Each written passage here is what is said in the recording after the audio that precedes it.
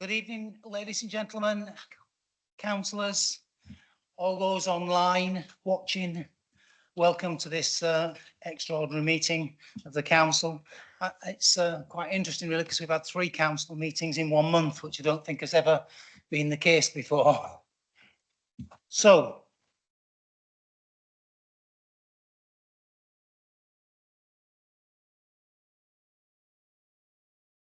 first of all, I need to do the general information, the housekeeping, so to say. We're not expecting a fire alarm tonight, so in the event that there is an alarm, please treat it as a serious incident. The stairs are through the door in the gallery to the left. Please don't use the lifts unless absolutely necessary. Please help anybody that needs helping and supporting. We meet outside opposite the police station on the grass, please. That's the assembly point. If you've got a mobile phone, can you please now switch it off or onto silent? Which reminds me about mine, wherever it is.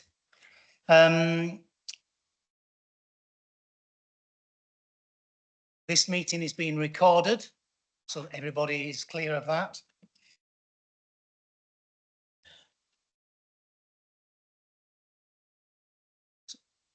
So what we'll do first is we'll do apologies. And tonight we have apologies from Councillor Critchinson, Stephen Hendry, Claire Mosdale, Tig Outlaw, Joe Robertson, Richard Quigley, John Medland. Those are the ones that I have. Are there any more? Councillor Ray Redrup. Thank you for that, Councillor Ray Redrup.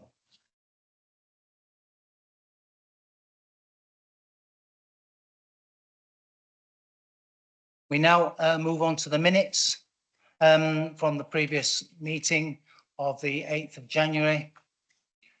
And look to a seconder on that. Thank you, Councillor Fuller. All those in favour? Thank you. Any against? No. No abstentions? No. Thank you for that.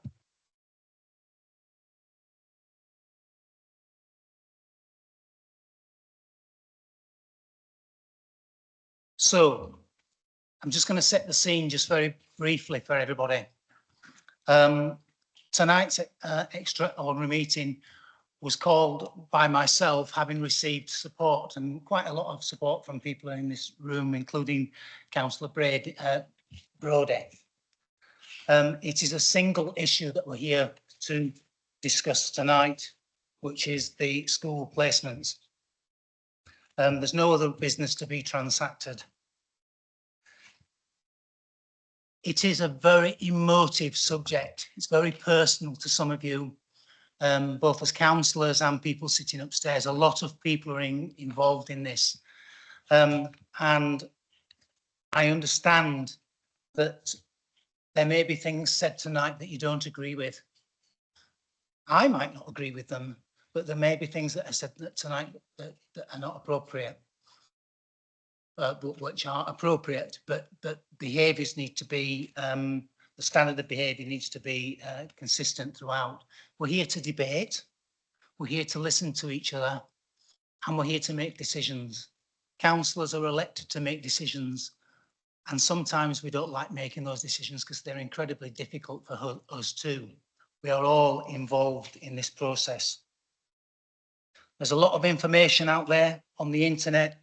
There's been a lot of comments made, and I'm mindful tonight that there's been a previous session where people have asked lots and lots of questions and been able to ask lots of questions. It is, however, my decision to extend the public questions to 30 minutes this evening, so that you can have your questions answered.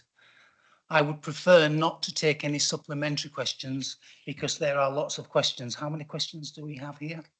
2. We've got 7. We've got 2 written questions and 7 people indicating that they want to speak. So in 30 minutes, that's going to be a struggle to get through. This meeting tonight is for councillors to voice their opinions, to make their comments. And there will be further opportunities, I believe, as we move forward with whatever comes out of tonight for members of the public to make their comments known. So, so let's debate. Let's be respectful. I will be firm because I have to be in this particular position. And, but I wanted to acknowledge, when I find it,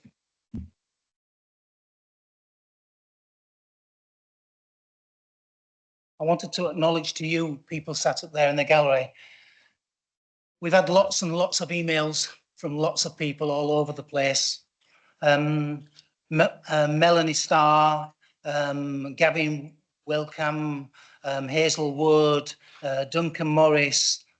We've had dozens and dozens of long emails from you, and I want to thank you all for those communications that you've had with me and others. I haven't been able to respond to many of them because of the position that I want to take tonight, which is to chair this meeting. But I thank you for all of those efforts and everything that you've put forward. So now I'll just tell you briefly what's going to happen. So we're going to have 30 minutes of public questions, followed by 30 minutes of councillor questions. We then have a short break because I believe that this might be a long meeting. We then move to the motions, and Councillor Brodie's motion and Councillor Lilly's motion is there. My intent, with your support, is that 8:30 we will move to whatever votes are necessary, because that will give us time to vote properly. So that is my point that I want to make to you. Councillors, I know in the motions that lots of you will want to indicate to speak. Can you indicate early to us so that we have an idea about roughly how many people want to speak, so that we can manage the time scales of the meeting? I realise that one question will lead to another, and we will debate as we normally debate, remembering that the debates are different from the question times. For questions to the leader or questions to myself as the chair are questions. In the debate, any questions that come up there can only be answered and responded to by the motion mover towards the end. Okay. So that's how we intend to proceed. Now, firstly, we need to take some legal advice from the legal officer, Francis, about for the cabinet. Thank you, Chair. Can everyone hear me? Oh, good, because I brought it closer to me. Members will be aware that this is a complex legal issue. The whole issue of school closures is tightly regulated by legislation, and it's complex. So in terms of the decision making, the officer view is very, very clear that Cabinet are the decision makers in this matter. So Cabinet will make the decision when they meet. Council's consideration of the motions is just a way for Cabinet to hear the view of Council, but that's just one of the factors that Cabinet will be considering. So in terms of that, what I've done, members, is I have advised Cabinet on the decision making and their involvement in this process. And what I have said to Cabinet is that there are risks of bias and predetermination in these kinds of issues. What I've said to Cabinet is that on the one hand, Cabinet have a democratic mandate. They are representatives of their public.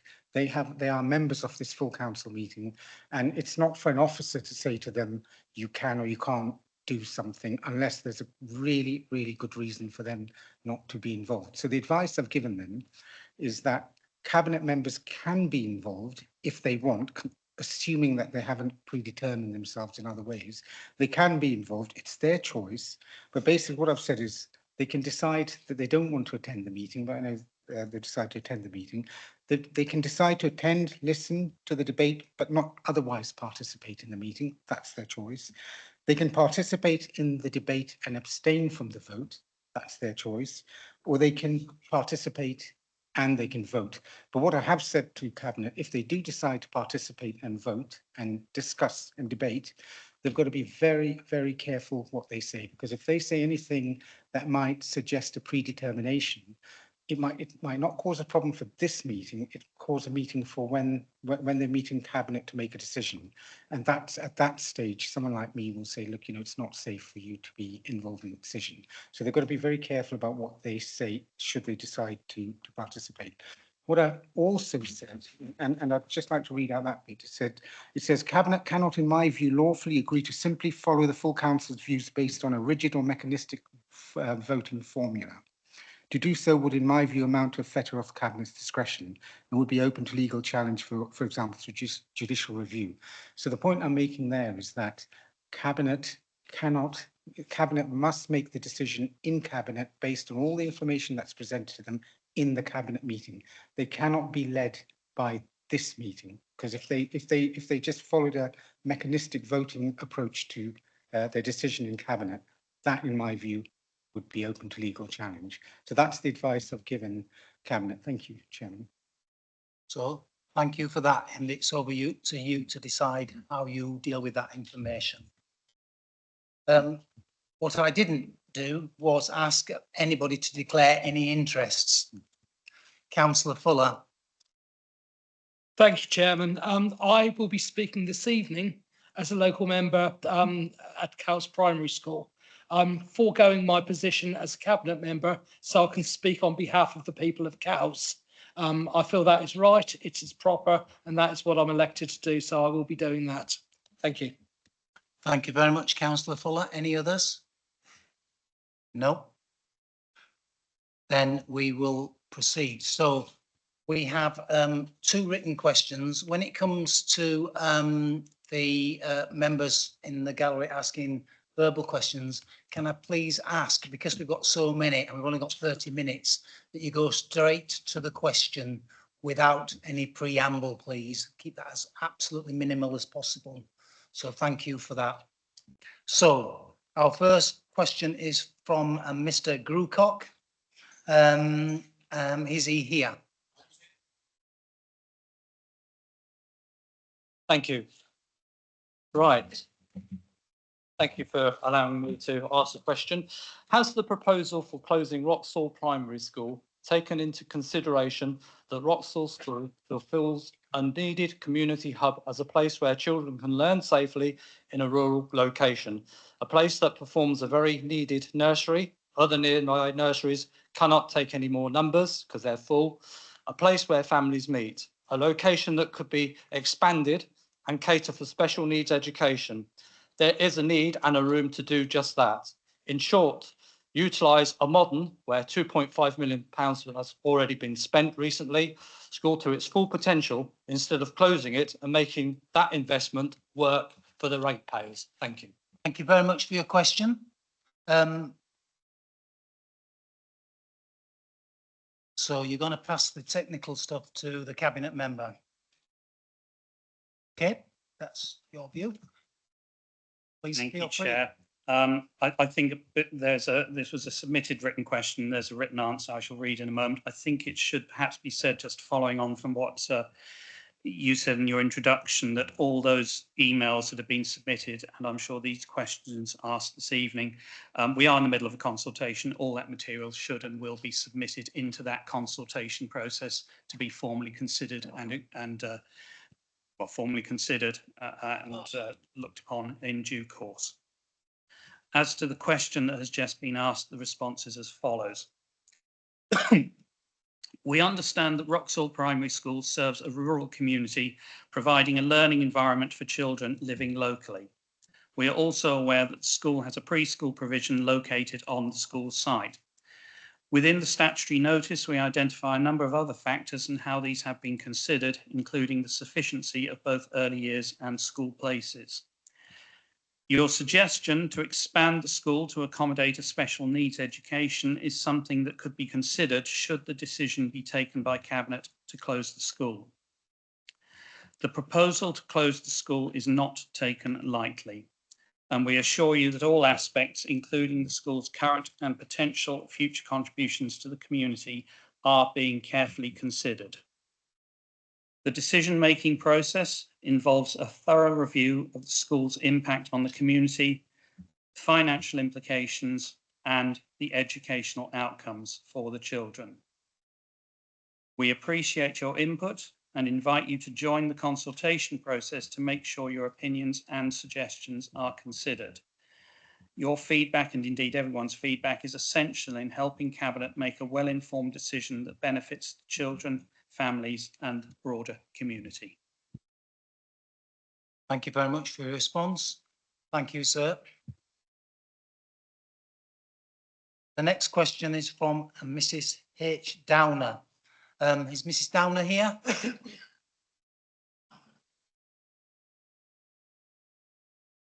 My question is, because the government's putting extra funding in for preschool children from 9 months in September, can you guarantee that you have sufficient local provision for that age group, all the way up to school age group, to access the free hours that they are entitled to? Yeah, thank you for your question. If you could turn the microphone off, please. Councillor Jordan. Okay, Councillor Bacon is taking the written reply. Thank you, Chair. The written response is as follows. The Child Care Act 2006, Section 6, requires the local authority to ensure there is sufficient early years childcare places available to enable parents to take up or remain in work or to undertake educational training to assist them on obtaining work. The early years childcare expansion was rolled out in September 2024, resulting in working parents of children aged 9 months to 3-year-olds who met criteria receiving 15 hours a week of funded education and childcare. This was successfully rolled out across the Isle of Wight, with the local authority receiving no parental inquiries regarding their child not being able to take up a childcare place. From September 2025, working parents of children aged 9 months to 3 years old who meet the criteria will be eligible for 30 hours a week of funded education and childcare. The local authority continues to monitor and map early years children across the island to ensure there are sufficient childcare places. The Early Years Advisory Team works closely with all early years providers to ensure those statutory duties are met.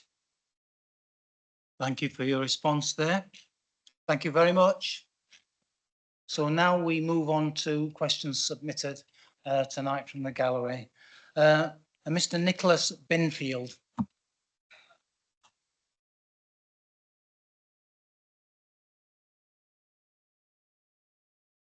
If this is about a sustainable schools estate for the Isle of Wight, could the council member for Children's Services and Education please explain clearly and specifically in relation to Brading School, why Brading School, which has the lowest reduction in R number change between 24-25 and 28-29 in the St Helens and in the mysterious Ryde rural placement areas and the Bay catchment areas. Indeed, with the largest, according to the March 2025 budget projections, carry forward of any school in that area of 313,913. So therefore, using council's own figure, is clearly the most sustainable school in those two areas, when other schools have surplus places of 20, 27%. You need to ask a question, sir. You need to ask the question. We can't have okay, but why is that school being chosen when the council's own data contradicts its argument? Thank you very much for your question. Councillor Jordan or Councillor Bacon? Councillor Bacon. Perhaps I could say Mr. Binfield raises some very technical information there. I couldn't scribe it all down, and I would invite him to submit that by email where it can be properly considered and perhaps a detailed answer prepared. But in relation to the question as asked, I would say that there were a wide range of criteria that were considered in respect of every school on the island. Those are set out in the Cabinet papers that were published in December. And I would disagree with the assertion of contradictory data and refer Mr. Binfield to that published information. Of course, we will have the further results of the current consultation published in due course when Cabinet meets in advance of Cabinet meeting to consider the next set of decisions in early March. And that the sort of data he's putting forward today can be taken on board and properly formally considered in that process. Thank you very much for that. Thank you for your question. Jean Hughes.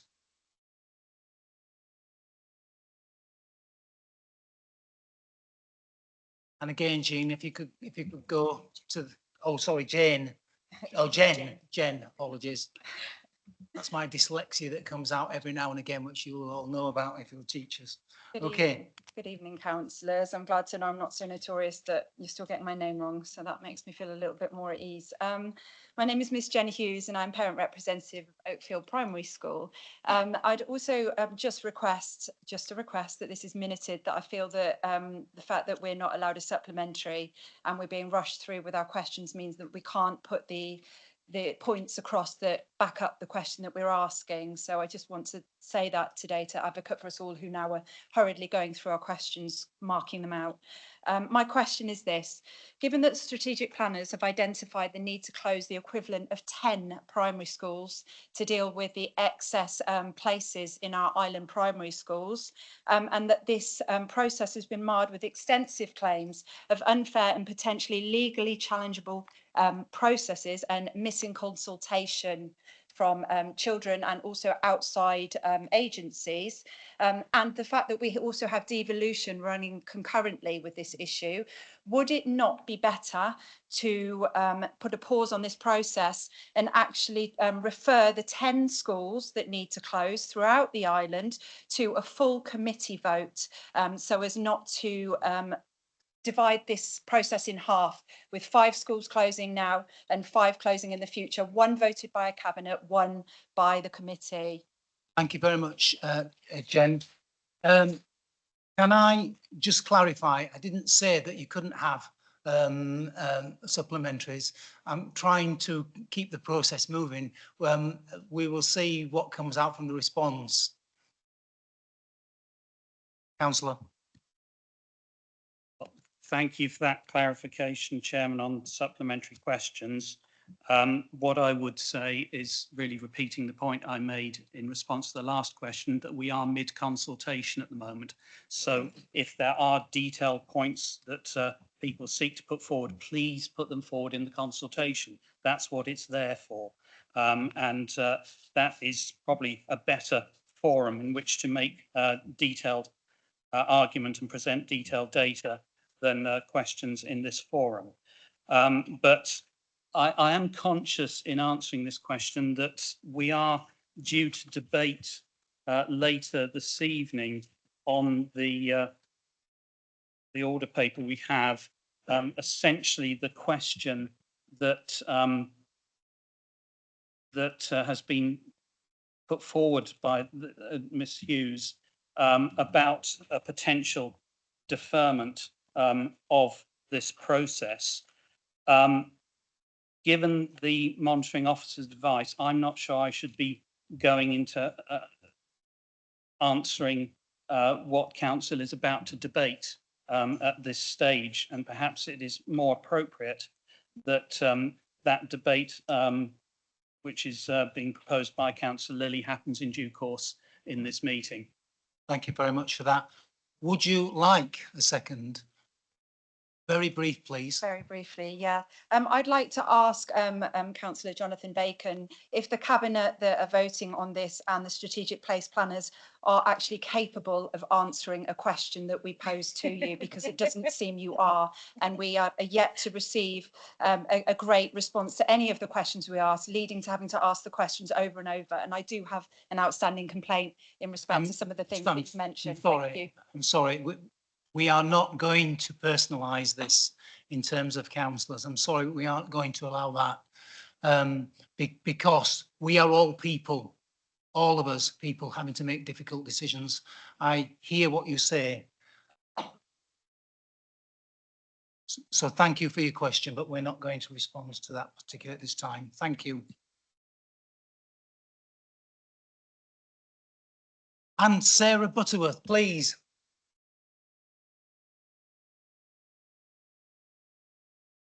So my name's Sarah Butterworth. I'm a parent of 3 children at Oakfield Primary.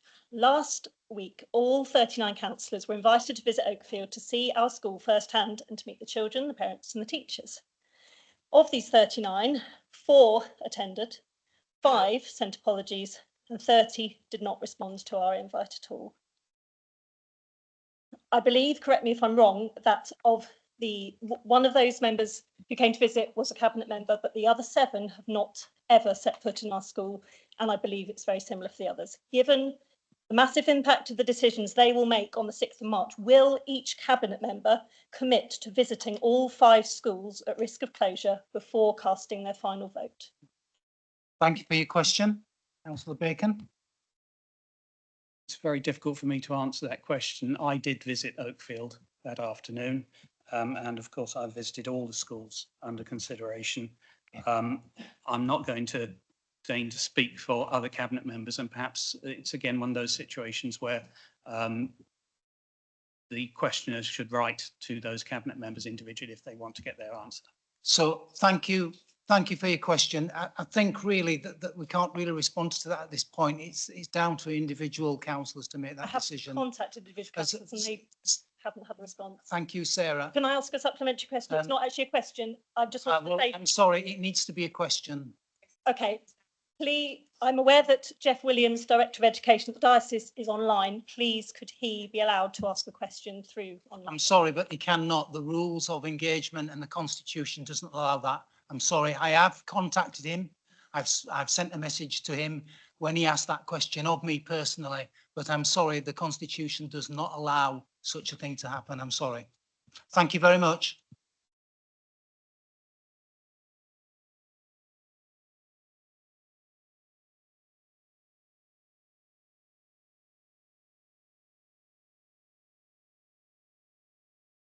Avi Goody, I apologise if I've misrepresented that. Would you like to pronounce your name again for us? Yeah, it's Aviv Good. Aviv Good. Thank you, Aviv. Thank you. Freedom of information requests, meetings and available information have all highlighted numerous errors which we have shared with the appropriate people. Does the council and indeed the cabinet have full confidence in this process?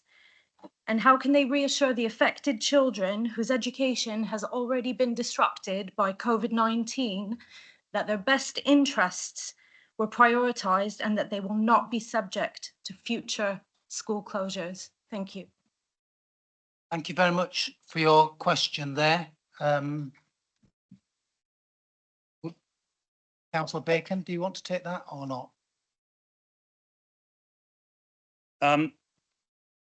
I think the first thing to say is in terms of the process, this would be just repeating what I said at the Cabinet meeting in December, that I certainly have full confidence in the process and the work of the officers that has been part of this process.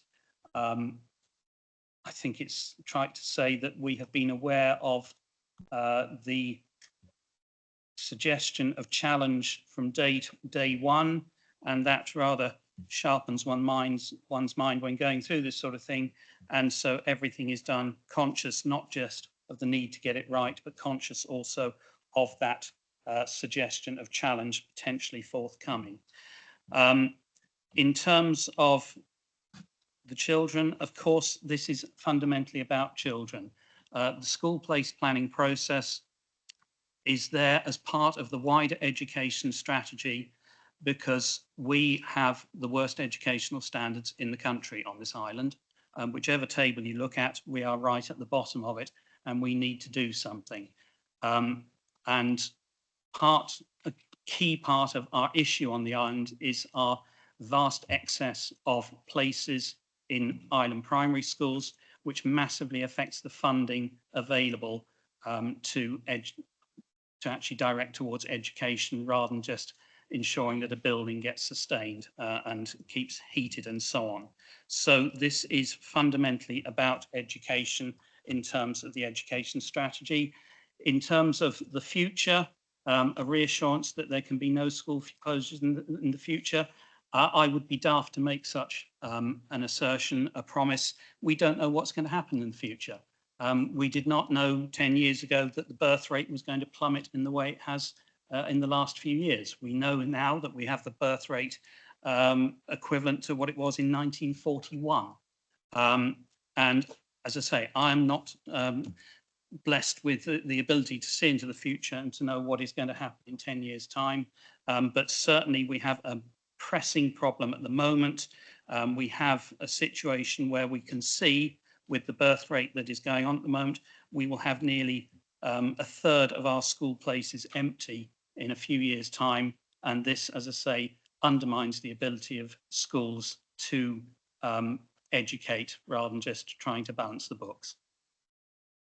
Thank you. I'd like to say that, you know, our officers have worked really, really hard. This is not just the beginning of the process. It's been going on for a very long time.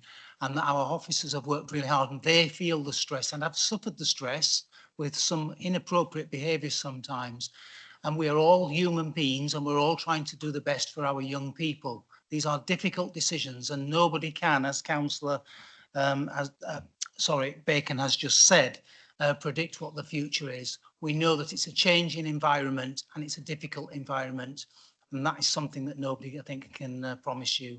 But thank you for that question. Have you got a very brief supplementary? Just to add that we've also been working very hard and on our own time.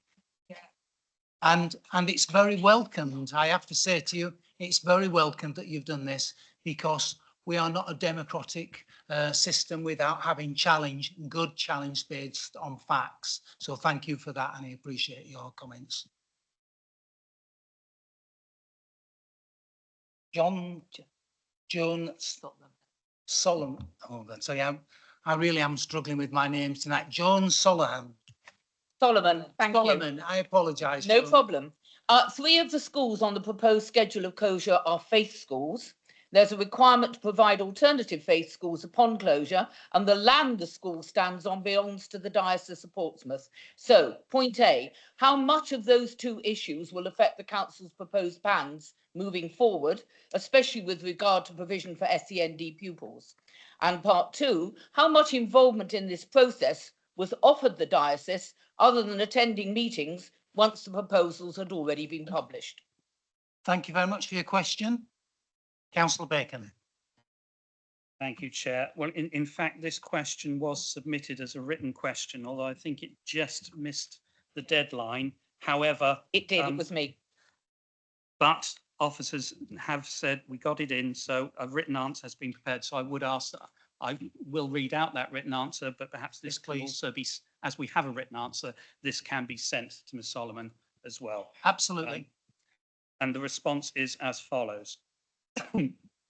Whilst it is not a statutory requirement to automatically allocate pupils from a closing Church of England school to another, if parents or carers' preference is for their child to attend an alternative Church of England school, the local authority would work with them to understand which is closest to their home address.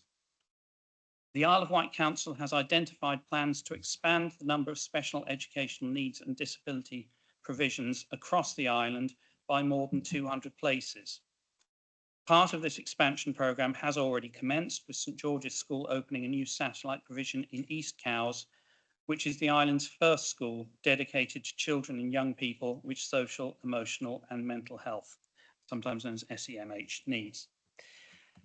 Other expansions include increasing the number of places at Greenmount Primary School's resource provision from 6 to 12 and Medina House expanding their capacity from 104 to 138. All provisions are now open and have provided an additional 60 places for children and young people this September. A report is due to be considered by Cabinet in March, which outlines the next phases of our expansion programme. And whilst utilising existing building accommodation could assist in providing better education for children with SEND, this will not impact on the next phase of expansion, which essentially will go ahead anyway. Both dioceses are a key stakeholder in providing quality education to our island's children. They have been part of the school place planning board meetings throughout, but they are not a decision maker in the process. All feedback received from the diocese has been and will continue to be considered as part of the process and as part of the current consultation. Thank you very much, Councillor Thank you. Bacon. Thank you very much for your question. It's appreciated. We have the next question from Hazel Allen Wood. Oh, it's Hazel and Allen Wood. Good evening, everyone. I'm a parent of 2 children at Wroxall Primary, one about to go into year 2, one about to year 6. My main concern is at the moment there is no alternative placement available for my daughter, which has given her a lot of anxiety ready for her year 6. Have the Cabinet considered that if they close Wroxall School, that the year 6 children may not have a suitable place to go to and could effectively be forced into home education, which would again be the second time round since moving to the island for my eldest daughter, and that this will in fact increase more places which you're trying to safeguard against on the surplus. Thank you. Thank you very much for your question. Over to Councillor Bacon. All such issues are considered and taken account of. I would invite Ms Wood to speak to officers about should this process continue and should Wroxall remain on the list to be closed, then officers are there to support and assist any parent, any carer to find an alternative place. So it's, I don't want to get into a personal advice session here, but certainly there have been a number of queries like this in email and a couple in the last few days. These can be referred to officers who are there to assist and support throughout this process. Thank you very much for your question and thank you for your response. Now, that was the last indicated question. We have a few minutes left. If anybody would like to, and it looks like we've got somebody already asking the question. Can you just say your name for the people online, please? Thank you, Mark Chiverton. I'm branch secretary of Unison, but asking this question on behalf of the entire trade union group involved in discussions. And if the question is this: if the current proposals to close 5 schools are driven through, it's increasingly clear that there are likely to be in excess of 200 compulsory redundancies of teachers and support staff. Given the immense cumulative experience and long-standing commitment of these staff, how can there not be a real risk to the future of children's education as a result of the loss of these skills? Thank you, Mark, for your question. Councillor Brody. I'm having one of those nights tonight, aren't I? Bacon, I don't know what's happening to me tonight. I'm feeling nervous, that's what's happening. So my apologies. Councillor Bacon. I can defer to Jeff if you like, but Mark, thank you. I know we've discussed this a number of times. Every effort is going to be made to keep all talented teaching staff, and we have many on the island. There are going to be alternative jobs potentially available. This is just an ongoing consideration. When we know what is happening with the process, then we can know how this is being taken forward. I think the best thing to say at the moment, or the thing I can say at the moment, is that this consideration is a key one which we have in mind at all times, and we will do our best to ensure that this is, as I said, this is about the education strategy and ensuring children have the best education possible, and part of that is having the staff to educate them. Thank you very much for that. Yeah. Do you want a supplementary? No, it's not a supplementary. It's just a comment, and I used to make this point to David Pugh. Jonathan referred to teachers, but there are also hundreds of support staff as well. Thank you. I apologise, I was using the term generically. No, we understand that there's a great deal of people. It's not just teachers and the people in the background. It's actually suppliers and everybody else who's affected. We understand that. We've got time for one last quick question, and then that is it, I'm afraid, in terms of time. If you could state your name, sir, please, and switch on the microphone. I'm Duncan Morrison. I'm branch secretary of the Isle of Wight NEU. Given at the beginning of this process, members were told in meetings that the academies would be included in the process, Given that in this very council chamber, we were told the diocese was fully involved in the process. Given the economy of with the truth that has pervaded this process, are councillors confident to go on? It should be paused. Thank you for your question. We had a similar question earlier, did we not? I'm happy to repeat the answer. I am confident. I said that very clearly when Cabinet was asked to consider the publication of the current notices in December. And as a previous answer has said, the diocese, while not one of the part of the decision making, have been involved throughout this, both prior to original publication and since. And academies, we know it is a failing of the system that academies can take their own course. It was sought to include academies, as it's been published a number of times. Academies were approached to be part of this process, not just by the council, but also by the DFE. They chose not to be involved. Unfortunately, that is their right. So it is right to say the council did all it could, as indeed did the DFE, in relation to those bodies. And I think that covers off Mr. Morrison's point. So that brings the public question time to an end. And I want to thank you again for all of the questions that you've posed here tonight. They are valuable. They contribute to the wider debate, as are all of the questions and emails that we've received and all of the effort that you've put in. Thank you very much for that.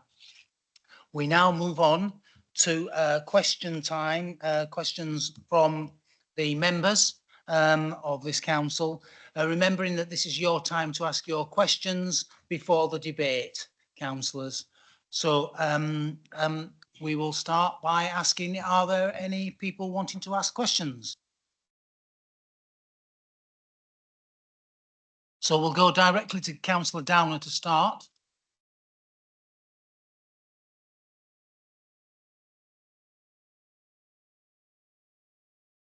Councillor Downer, please proceed.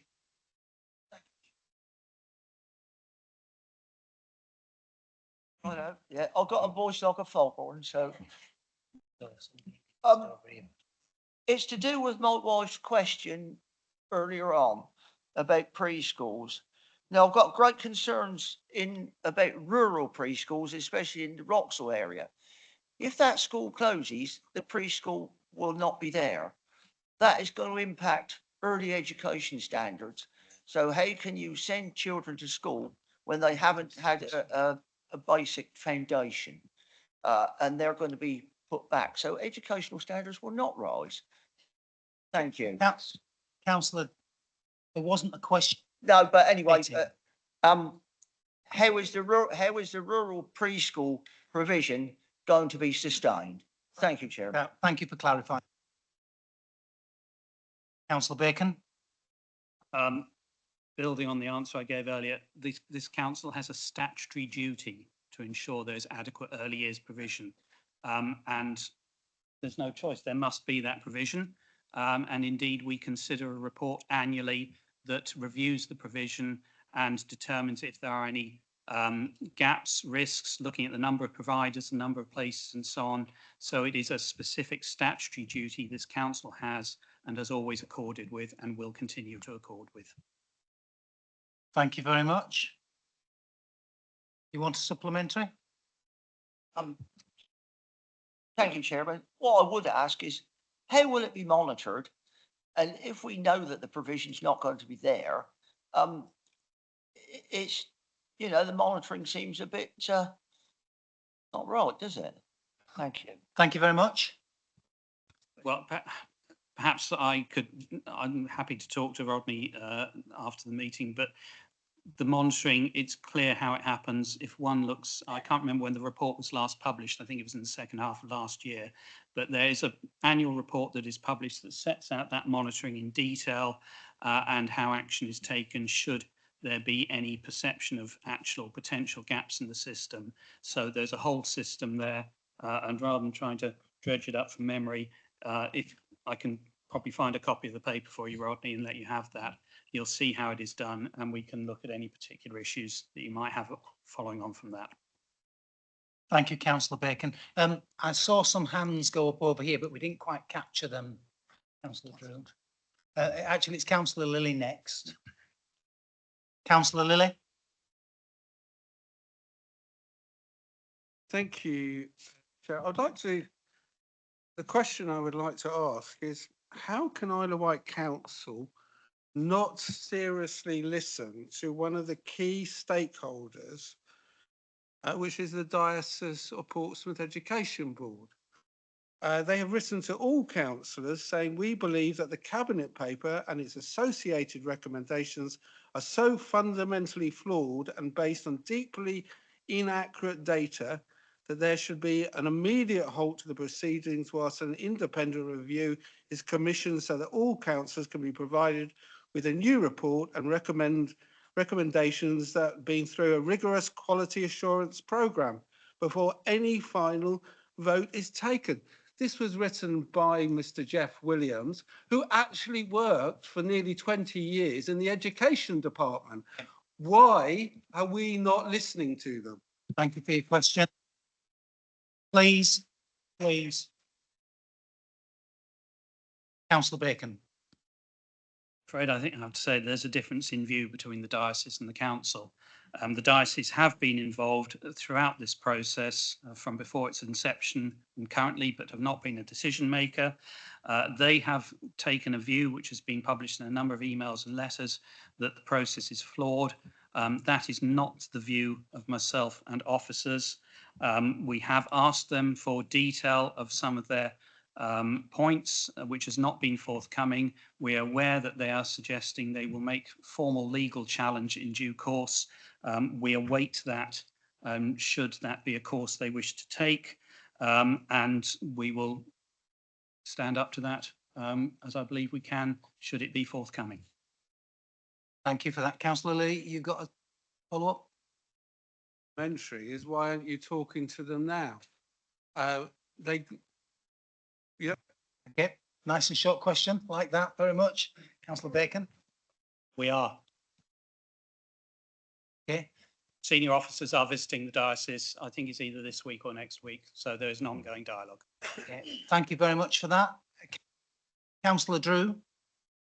Thank you, Chair. And my question relates to the equality impact assessment surrounding this. I appreciate there is a great deal of data, and I would certainly commend officers and indeed the Cabinet for working through that. My concern is the narrowness in terms of the evaluation of deprivation. Ryde South East is one of the most deprived wards on the island.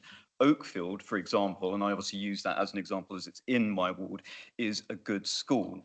It's good in terms of its value add in particular. It's good in terms of its objective abilities as well, phonics, for example. But you need to read the growth and the value that it adds as against the deprivation within that ward. So my concern is that actually within all of the data, we haven't spent enough time looking at whether it's by extrapolation or analogy or finding other data sources and ability to put that in context. So my question is, what reassurance can the Cabinet give that we are not simply sticking to those, as it were, canonical metrics, and we are going wider? Because I don't think that the impact of COVID and the impact that we've seen in terms of the island settlements has been properly taken into account. Thank you. Thank you. Councillor Bacon. We are mid-consultation, and if there are concerns, obviously we don't have the results of that consultation or papers published upon them for some time yet. So if that is a concern, I would suggest that Councillor Drew involves himself with the consultation, puts those points forward so that they can be taken account of in the papers that are due to be prepared once the consultation has concluded and the responses are gathered and considered. Thank you for your response. Supplementary, if I may. Yes. I mean, I think that the stock response that we keep getting back is contributes to the consultation. I think a lot of people have, and I think it's sort of already out there to a certain extent. So my question then is, in terms of the transparency of this process, I think irrespective of how you look at the way that the council has communicated this consultation, there needs to be better visualisation, there needs to be a better way of getting that out to members of the public, because I don't think that it has been, a lot of the representations made have been taken into account. So if you're saying that they will be and that they have been, I think we need to show that. Thank you. Thank you very much. Councillor Spinks. Thank you, Chair. We've heard a great deal about the birth rate and the effect that that will have on educational needs and to justify certain school closures. But the birth rate is only one of a number of important considerations. I would suggest other very important consideration is our current housing target of 700 houses per year. In particular, I'd like to know, please, what account has been given to the number of children who will be in those 700 houses per year, the need for them to be educated, and in particular, in relation to the area of Oakfield School, where much of the planning is to be resulting in houses to be built. So, for example, there's I think, top of my head, approximately 1,000 houses in that area. So my question is, what account with specific reference to that area has been taken of the target of 700 houses per year for the next 15 years? Thank you for your question, which is a different type of question. Thank you. This has been raised a number of times, Chair, and full account has been taken of this. It's a very obvious point that you build houses, people live in them. It doesn't automatically mean because you build 1,000 houses, everyone's got a child in it and a child of primary school age. But this is... Please in the balcony, please. Thank you. This is an absolutely fundamental consideration that has been part of the process throughout. Thank you very much. May I have a supplementary? You may. Thank you. Can you help me, therefore, with how many, if it's been given careful consideration, how many children is it anticipated that the 700 houses per year will provide? Thank you. I can't give a figure off the top of my head, but I'm happy to give a written. No, come on. Allow the councillor to answer, please. Perhaps Councillor Bacon could look it up and let us know at a later stage of this Let him meeting. answer, please, councillor. No, he hadn't finished. Actually finished my sentence. I was about to say that I'm very happy to get you that information, which I know we have, and provide you with the detail you're seeking in relation to any of the areas on the island where the population has been queried in relation to increased housing, which is not just in Oakfield, but in other areas as well. Thank you very much for that. Thank you both. Councillor Lever. Thank you, Chair. Bear with me on this one. So if the school closures go ahead and the buildings that are earmarked to be repurposed, if those buildings are then not able to be repurposed, do we have alternative plans formulated for those buildings? And if not, what would those buildings be intended to use for? So, Councillor Lever, you're kind of jumping over the gun, really, about the schools and what might happen after this process. Apologies.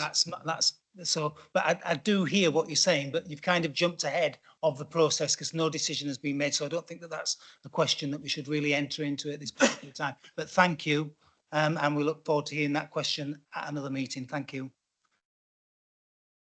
Councillor Stewart. Thank you, Chair. Very briefly, Councillor Bacon mentioned school standards. I just wondered whether he could let us know whether that very poor outcome also applies to primary schools. Councillor Bacon. I'm happy to dig out detailed statistics to provide to Councillor Stewart, but overall our educational standards need support And that way to do that is to ensure the schools actually are funded properly so that they have the ability to work on education rather than just, as I say, keeping building together. Okay, thank you very much. Nobody else has indicated to speak, so at this, just in time to my councillors. And take these two questions. That's within time. So, Councillor Jarman.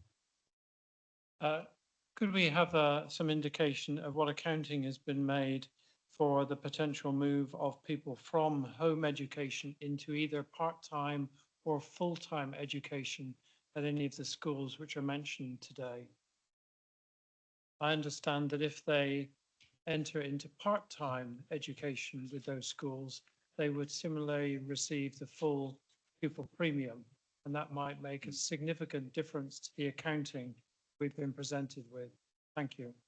Thank you for your question. I'm not sure I actually understand the question. Pupil premium is something very specific.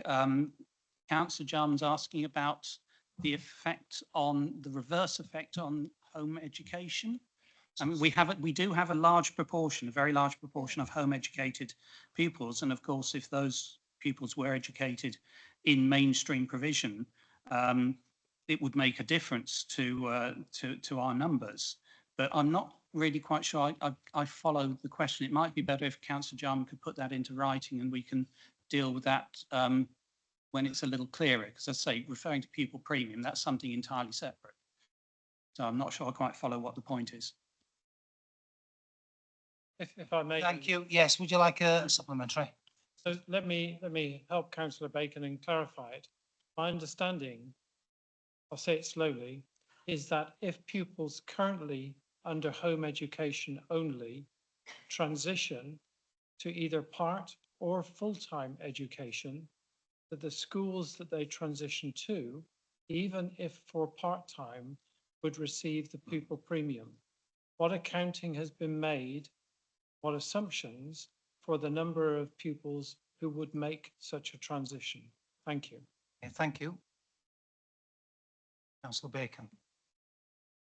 I think I'm probably going to have to ask Councillor Jarman to ask a written question that I can research properly. But in all honesty, I can't say what presumption there has been about numbers of EHE children moving from being EHE to full-time, save that, as I said, we do know that if that move occurs, then it increases school funding.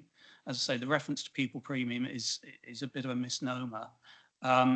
But I think it's better if that question is answered when it's fully understood in a written form. So a written response will come from that to be circulated to all members. Okay, so thank you for your question. Councillor Adams.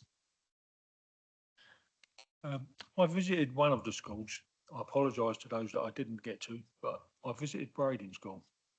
And I must say I was impressed by the engagement and interaction between the teachers, support staff and the children. If this school is closed, like the others, the expertise of the staff will be lost forever. And with the greatest respect to those involved in the consultation, no one knows what impact this will have on the children. These children are vulnerable. They need our protection and our support. And in my opinion, this needs further review and consultation. I'm not convinced that the new provisions will be sustainable and not have a detrimental impact for the children. Are the council convinced, this is my question, are the council convinced that this will not have any detrimental impact for the children? Thank you for the question. And would you like to respond? Again, Chair, I would be daft if I said there will be no detriment to any child at any time. I'm not going to make a promise like that, but I will promise that staff will work to their utmost ability to ensure that any such effect is minimised and excluded from the process. On the wider question, the whole point of the process is to make our school system sustainable going forward so that a better quality education can be provided. And I'm aware of Braden, I've visited it recently, and one thing I will absolutely say, is that the provision that occurs there will continue the same or hopefully better. It's not tied to geography, it's about the quality of education, and that will continue and will be improved, and that is part of the plans and part of what we're seeking to do under the education strategy. Thank you very much for your response there. And there are no more questions tabled. So at this particular point, we will take 5 minutes before or 10 minutes before we move into the motions. Thank you very much.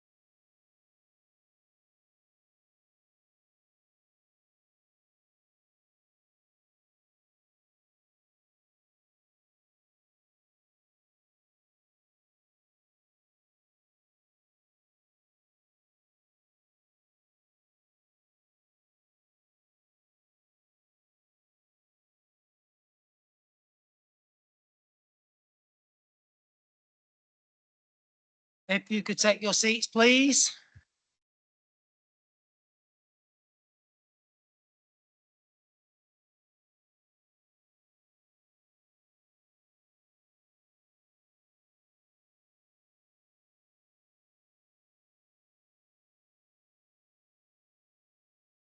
Trying not to bang this gavel too hard.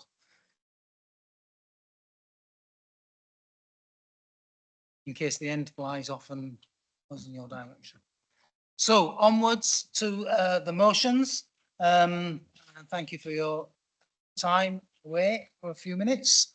So we move on to the motion by Councillor Roding. Thank you, Chair. I'm not going to say much at this stage. I mean, essentially, the motion that I proposed was the way in which I pressed for this extraordinary council to allow a facilitating of a debate tonight. It's something I would rather speak about more later because there is an important amendment that changes the entire focus of what I would want to do at this meeting. So therefore, I'm going to formally propose my motion and ask that you allow me to speak later in favour of my motion if the amendment is lost. So I'd rather that we have the debate on the amendment, which I oppose and will speak against in the debate. Thank you. Yes, I seek a seconder for my motion. Thank you. I'm happy to comply with what you just said there. Seconder for the motion, please.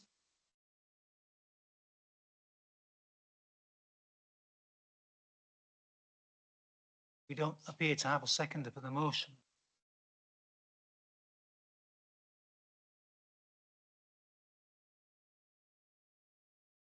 So thank you very much for doing that, Councillor Matt Price. Would have been a very short session otherwise. Okay. So that's seconded. And you reserve the right to speak later. Yeah, sorry, I've lost where I am. Where's my papers? And any amendments? Councillor Brading.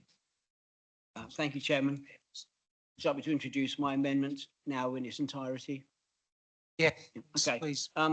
Firstly, before I read the amendment out, I would like to thank you and Councillor Brodie for facilitating and pushing for this important issue to be discussed at full council. I think it's absolutely right for having this EGM this evening.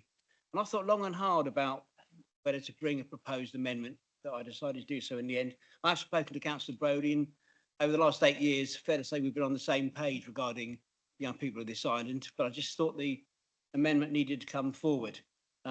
Full council, as it says in the motion, which I'll read out in a second, is we are part of the consultation.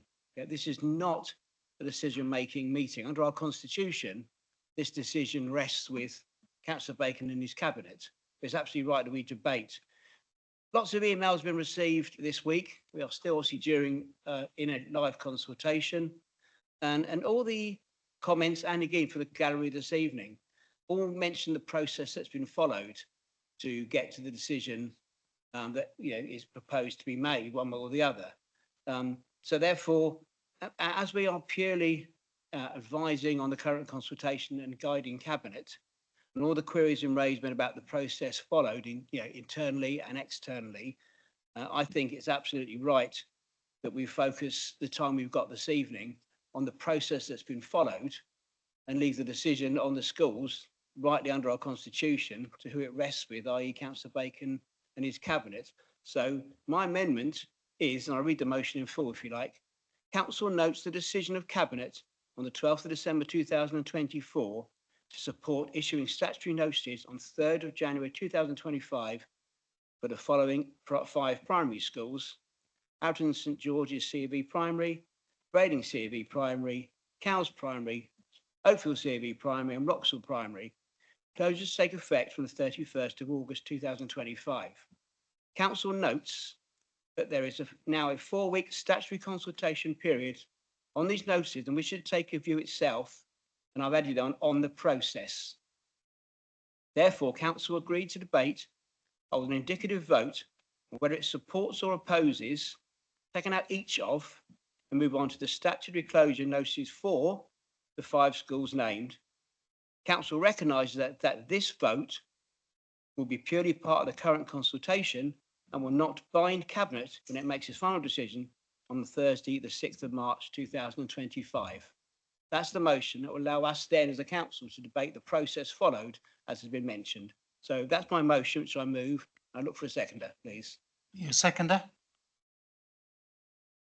Councillor Blake. We'll hold there for a second. Councillor Brodie. Do you accept? the No, I amendment? don't. Okay. Are you, do you wish me to say why? It doesn't matter, I'd Councillor. like to speak against it at some point. Okay, thank you. Thank you. So it's not accepted as an alteration, and therefore we will debate the amendment. It needs, it's been seconded, hasn't it? Okay. Councillor Blake, do you want to reserve the right to speak or speak now? Yes, please, yeah. Reserve the right. First, okay. So, on to the debate. Would anybody like to speak? Councillor Brodie. Okay, in a very convoluted manner, we get there. And it just shows that I don't plot and scheme before any meeting. That I struggle to get a seconder, but thank you to Councillor Price. Essentially, as I said, I wanted a extraordinary council to discuss this, to have indicative votes, because I believe in equity of treatment. As we all know, this council's cabinet system is in its dog days, for want of a better phrase. It's on the way out. I can hardly wait. Mid-May, the cabinet system will disappear and democracy will return to local government. The whole purpose of me seeking this meeting tonight was that so that every councillor could take a view on the schools that have been proposed for closure. What Councillor Brading's amendment seeks to do is for us not to take a view on each of those schools. So I will not get the same equity of treatment that the cabinet members will have. Those 8 members of a group of 12 out of 38 members of this council will have very special treatment compared to me. It's almost like an apartheid system in some way in terms of this council. And that's why I'm so pleased this existing system is disappearing. I would urge you to oppose the amendment that will allow us, Paul has only changed. He just wants one vote. I would like to have a vote on each school. I would like us to debate each school, because I don't believe every school has had equity of treatment as part of this process. I do think largely the process has been okay, but it's not 100%, far from it. And I'd like to be able to express those views within a debate. So therefore, I urge you to oppose this amendment, and I hope I will get a majority in that position. Thank you, Chair. Thank you. Does anybody, Councillor Jarman? I'll jump in early, Chair, because I like the phrase equity of treatment. I think it's a very important phrase. I might echo it again, equity of treatment. To give equity of treatment to each of the schools that are named here, I asked a question at the Cabinet meeting at the beginning of December, which was whether, if there was an extraordinary meeting of full council, all members would be able to view the papers prior to the meeting. The response I got was that as far as could be, that would be attempted.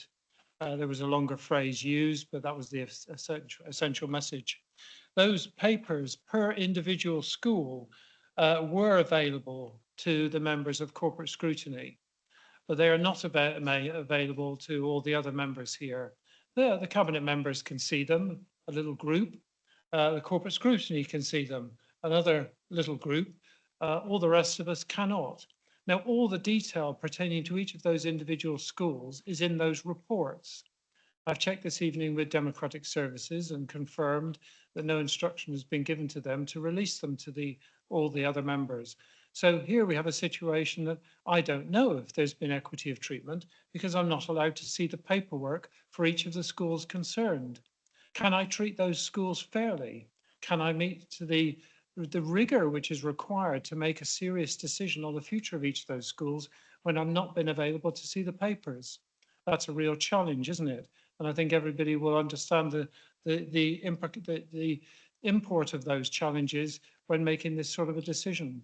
So I'll echo that phrase again, equity of treatment, not only for the schools themselves, but for the very large number of members of this full council who have not been able to access those papers. Thank you. Thank you, councillor. I don't have anybody else indicating to speak. Councillor Ward.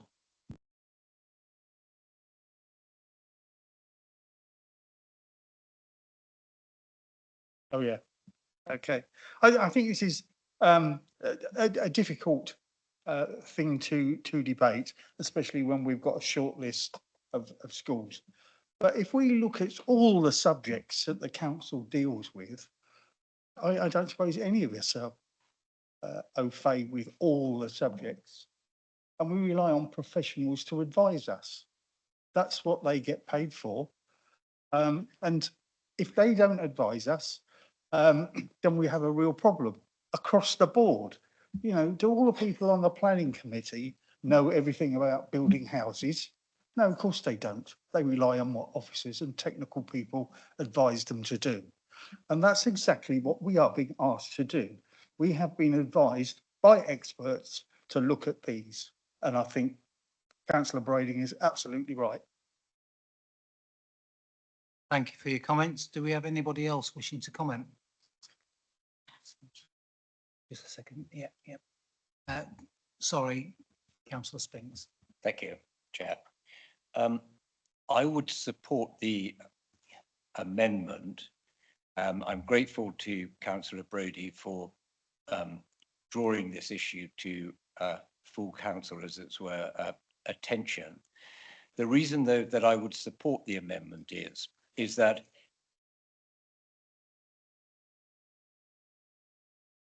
the reason that I would support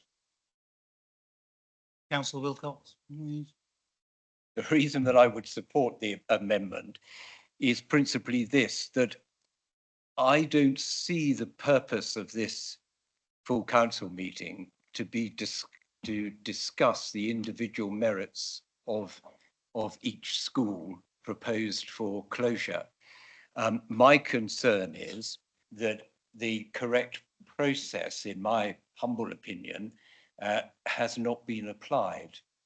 I don't say that that's been done intentionally, but for example, I have seen one of the documents, presumably not supposed to refer to it in public in terms of the detail because it's marked sensitive and hasn't been disclosed to all councillors. But the contents of that document, this document, have raised, in my view, serious issues around the procedure. And I think the advantage of the amendment is that it will allow a vote on whether the procedure has been correct, as opposed to whether or not the individual schools merit to be closed or remained open. And if the procedure is considered that it needs further investigation, then a vote, as it were, against closure will bring that into play. So it's not necessary, I think, or indeed desirable at this stage, in my view, to consider the individual schools individually. Thank you. Thanks. Councillor Garrett. Thank you, Chair. First, may I note that to this chamber that I have indeed read all of the papers available publicly to us. Not all have been available to all councillors, of course. I did sit through that long cabinet meeting, and I respect the cabinet members for the considerations they gave then, even though I disagree with the conclusion that they reached. I'd also thank Mr. Whitaker, the director, for the time he spent last week with me when I set out what I described as a reasoned and reasonable view to him, and he did not demur from saying to tell me that it was not either reasoned or reasonable, even if we may have different views. I'm minded to vote for Councillor Brading's amendment because, again, it is in tune with what my colleague Councillor Lilly has put forward otherwise. It is about the process. Decision-making processes on difficult issues should maximise the objective and minimise the subjective. Indeed, the response to Mr. Williams, I think published only today, talks about weighting of criteria. And yet when I read those papers, there is no weighting of criteria. There's discussion of criteria, but those weights, at best, are narrative and qualitative rather than as far as possible quantitative. And I believe it would have been possible to do that and then add in mitigating circumstances for each school in discussions with them. If we are to have a method that is to be applied, then as Ms. Hughes pointed out, there is likely to be a second round. We need to be confident that the first time we do it right, because if we do it differently the second time around, those who fell in the first round will rightly ask, why didn't you do it that way this time around? I am confident that we can develop criteria and a methodology. Much of the work has already been done. It is just finishing a process, in my view, that could be fair and equitable and be fit for purpose, not only for now, but for any future time should birth rates continue to decline.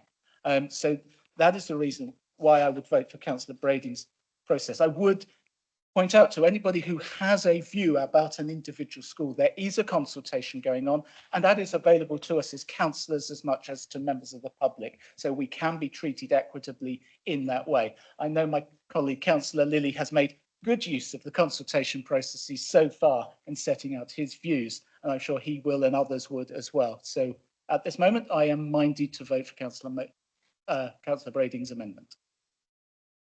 Thank you very much for that, Councillor Lilly. Thank you. There's been many emails and correspondence from all the schools and bodies like Portsmouth Diocese, trade unions, things. We've all been flooded with the various emails. But one particular one came through and said to all of us councillors, please consider ahead, it said tomorrow, so it came yesterday, but for today, whether you have full confidence that the proper process has been followed. My view is that if you have doubts, which have just been expressed by Councillor Spink, if you have doubts in any way, it's a bit like a jury, right? If you have doubts with any of the schools, then the process has not been followed, then I think you have to support Councillor Brading's amendment, which I will be supporting, so that we have that debate about the process. And my motion, if it came forward, I will be arguing that. They're not against what the officers have done, but in any process and consultation, often errors and mistakes come up. And we need to have the courage as a local authority to put our hands up and say, let's have a debate. And if you look at the amount of people that have put incredible, detailed case or evidence against the criteria in the process, you have doubt, and I have serious doubt, because it's about the process. If the process is flawed, then the result is flawed. And we need to get that. And I have serious doubts, and that's why I support Councillor Brading's amendment. Thank you. And thank you for that. Councillor Lever. Thank you, Chair. At the risk of agreeing with Councillor Spink, which is not often for me, I do believe what he said is true. I think as a body, as the full council, I think it's right we have an indicative vote on the process as a whole, but I think commenting and voting on individual schools is the prerogative of councillors individually. themselves within the consultation, not the body of full council. I may have also misheard, but I also take issue with, I believe, Councillor Brody's assertion that what we're going through is anything akin to apartheid. So I would like to mention that as well. Thank you. Thank you very much. Councillor Blake, would you like to comment at this point? Because no more. Thanks, Chair. Very quickly, because I'm aware we are restricted on time, and that is the reason I think this amendment to the motion needs to go through.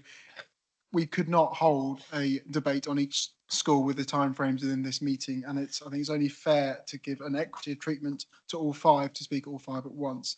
We're now already less than an hour before the vote has to take place. I will point out to Councillor Brodie, though, that the committee system could have been in place at this time had one more vote been cast in the favour for that. So this motion allows the council to get some level of purpose out of this meeting, which I think is very crucial. And the timing of it is unfortunate in the middle of the consultation process, but it's good that, and right and proper that this council gets a form of debate on this subject. So I second the motion. Okay. So, Councillor Brodie, would you like the right to reply at this point? Well, Chairman, yes, you do, because there is an amendment to your motion. So you have the right of reply. You don't have to take it, but that's the rule.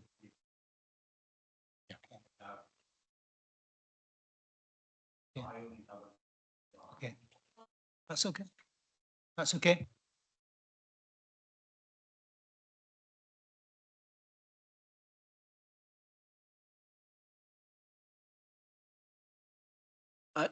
Thank you, Chairman. I just wanted to thank councillors for their comments. I didn't come up with this amendment lightly. So it's an, sorry.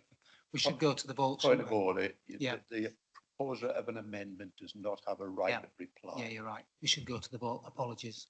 Okay.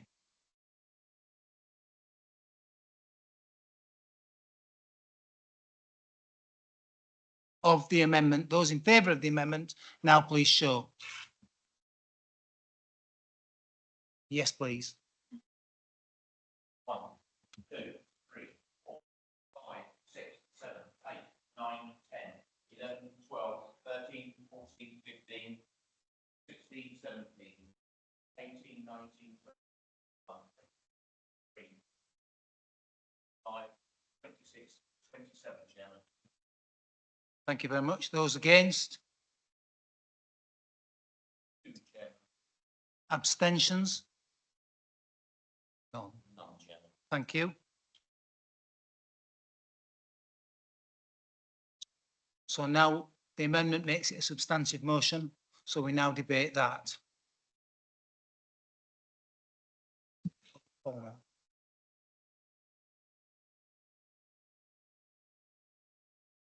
Yeah. So we just debate it now. That's because you've already posed it. So yeah, if you want to debate, yeah. Thank you, Chairman. I'm grateful to councillors for backing the amendment. I think it is the right thing to do that we look at the process. Let's be clear, this place planning is a huge problem for the island. The numbers that have been in all the reports show the chronic problem that we have. It's a problem I'm well aware of, because I started the process a long time ago. It's a real shame that we've lost time up to this point where nothing else was done. But it's the real problem. But we got at the fundamental part of this. This is children, families, teachers, all school staff affected in any way by what we're discussing this evening. We are in a live consultation. This council is an advisory body to the cabinet under our constitution. The decision, rests with Councillor Bacon and his cabinet. We could have gone to a committee structure, but this council decided we delay that committee structure until this coming May. So the constitution still is as was. We have a very fragile school system at the moment. All of those here that school governors will know how fragile the school system is. And our standards, as Councillor Bacon said earlier, we are bottom on league tables. And none of us surely want that for our young people to be in a school that's not delivering academic standards that they need. If I put my other hat on as chair of the Policy and Scrutiny Committee for Children's Services, That is a cross-party committee, and we spent 3 hours debating the process back in early November. And we had a really good debate with officers and Councillor Bacon around the process followed then. We came forward with some recommendations for Cabinet, one of which was to fully take on board every response to the consultation and all alternative suggestions. And we only have the word that they've done that, but obviously as a result of that, Godswood was taken off the list.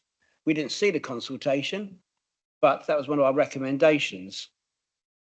You know, there comes a point, as Councillor Ward said, we have highly paid skilled officers. We have to trust their advice on certain things because that's what they're paid to do, as Councillor Ward rightly pointed out. So there has to be a level of trust with the officers, and officers put a tremendous amount of work and hours into addressing what is an acute problem.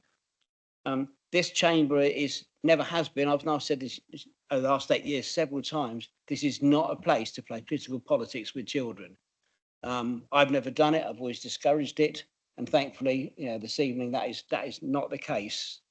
I do have experience of place planning, as you know.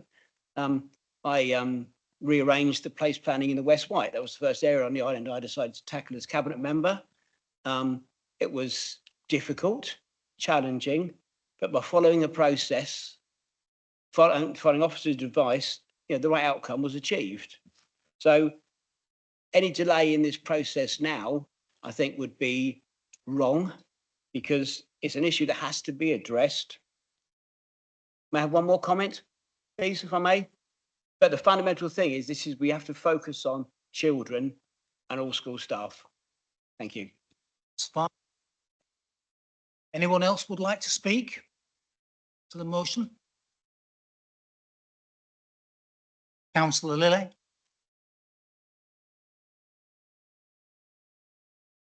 I thank Councillor Braden for the motion, but I will now be speaking against it because I oppose the statutory code of notices for the school because I have an issue with the process. And that has been raised by the schools themselves, it's been raised by the trade unions, and it's been raised by the Diocese of Portsmouth. And that has created a doubt in me. I'm not in any way criticising officers because they've had a very, very difficult process in actually doing. I totally support the endeavour to tackle the issue. The difficulty for me is it clearly says 11 entry forms need to be taken out. That is 10 schools. By the way that we're doing it at the moment, looking at, well, it was 6 and then one's been withdrawn, at least 5, there's another 5. If there's any doubts of this process, and we're being very clearly told that there will be a legal challenge, and I believe that will happen. It can go to the school adjudicator or we can go to judicial review. Then what we're actually doing is prolonging the process. What we should be doing, I believe, is withdrawing to get the criteria and the methodology correct so that we can look at the whole issue and not do it in stages. And we should do that in consultation with all the schools. None of the schools that I have spoken to have actually said they disagree that this issue has to be tackled. What they say is there needs to be a fair process, and there hasn't been a fair process when you look at all the information and the issues. One of the particular things was the original report included the SEND program, and it clearly stated, particularly with Oakfield School, and I think it was with others, that it would make a great facility for Medina to actually move there and actually have that. That created predetermination within the process and was wrong. So I will not be supporting, I will not be supporting this Thank you. motion. Thank you very much. Chair, point of order. The motion that we have before us with the amendment now has a built-in contradiction. So I'm not quite sure whether Councillor Lilly is in favour or against this motion.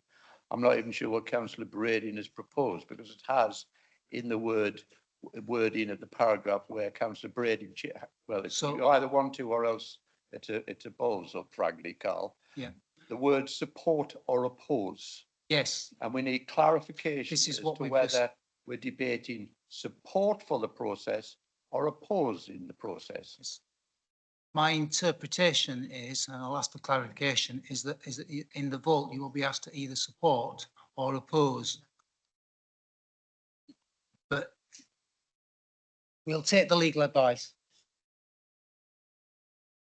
Thank you, Chairman. Yeah, in terms of the motion, just so members are clear, what you are debating now is Councillor Brading's motion, which has amended your motion, Councillor Brody. And you're spot on, Chairman, in the sense that when you come to the vote, members need to be clear whether they're supporting or opposing, so that can go into the resolution and the minute. So that will be a clarification thing. But just so that members are aware, you are actually debating Councillor Brading's motion, which is the substantive motion now. Yeah. No, well, that's the advice. It's clear as mud. The reason I designed that paragraph on the basis of a vote on each school, that's now been removed. So there's no longer that those choices shouldn't be there. Either Councillor Brading is proposing supporting the statutory closure notices or opposing. I don't know which, and I don't know which way Councillor Lilly is speaking. Thank you. Yeah. So Councillor Lilly's entitled to his own comments. We'll just clarify that again. That is it. Yes, you are correct. We are debating that. Can you clarify that again? Yes, thank you, Chairman. What the council is debating is Councillor Brading's motion, which is now the substantive motion. And when you come to the vote, you need to clarify whether you're opposing or supporting as a whole. It's a block vote. It's not a single school vote. It's a block vote. Okay, thank you for that. I've heard what you're saying. Okay, well, okay. Thank you, Jeff. We might get another second to. I don't know how to speak on it. Are we voting on a motion as amended to support the process or to oppose it? I don't know how to speak on it. I want to speak, but I'm getting no clarity here. Yeah, I think we have clarified that, or we've tried to clarify that. We'll come back to that shortly. Okay, let's continue with the debate, please. But Chair, you're removing my democratic participation because I don't know what's being advised here. Well, we've received the clarity. It's a nonsense. Okay. The amendment has not helped because I probably should. But it is the amendment that has been agreed. Whether if we disagree with it or not, that is the amendment that has been agreed. So, is it a point of order that you've got? Go. To my mind, what we are debating are the pros and cons of the motion. So we will have different opinions. Yeah. And at the end of the debate, we then have a vote. Yeah. Okay. That's how I see it. All right. I think that's clear. Okay, thank you for that. We'll carry on with the list because that is the process. Councillor Stewart. First of all, I have to echo what my colleague Councillor Garrett has said. It is clear that the education professionals that we now have on the island are extremely hardworking and have done an awful lot of work. And I have to say that it's clear that the cabinet member and the leader have also, along with their colleagues, put a lot of effort into this process. it is no doubt that we need to deal with the schools problem. And that is a problem which the government has created because it talks about saving rural schools, but then doesn't provide any real money to do that. However, as a teacher in the aftermath of the 2011 reorganisation, I saw colleagues damaged by this process. I saw issues for cohorts of children. And to be honest, I see another headlong rush towards another crash. And the reason is that these criteria simply don't exist. In June 23, I stood up I was before the school's education committee and made the point that it is essential to have the criteria for a school planning process agreed by all stakeholders before you start the process of selection. In September 23, I spoke at full council and it was confirmed that everything would be communicated and dealt with in a transparent manner. The enormous numbers of documents which I read through in 4 days, whether I retain them is a different matter, utterly failed to show why these schools were chosen over others. The fact that 3 out of 4 academy schools refused to engage with the council is a scandal and makes a mockery of the whole island process. In order to make this process work, you have to have something which is transparent and clear and fair.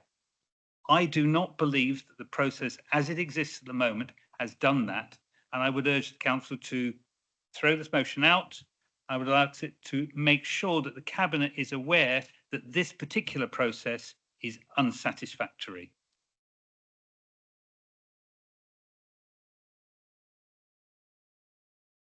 Councillor Garrett. Thank you, Chair. I, for one, understand, I hope, what vote we're going to be asked for.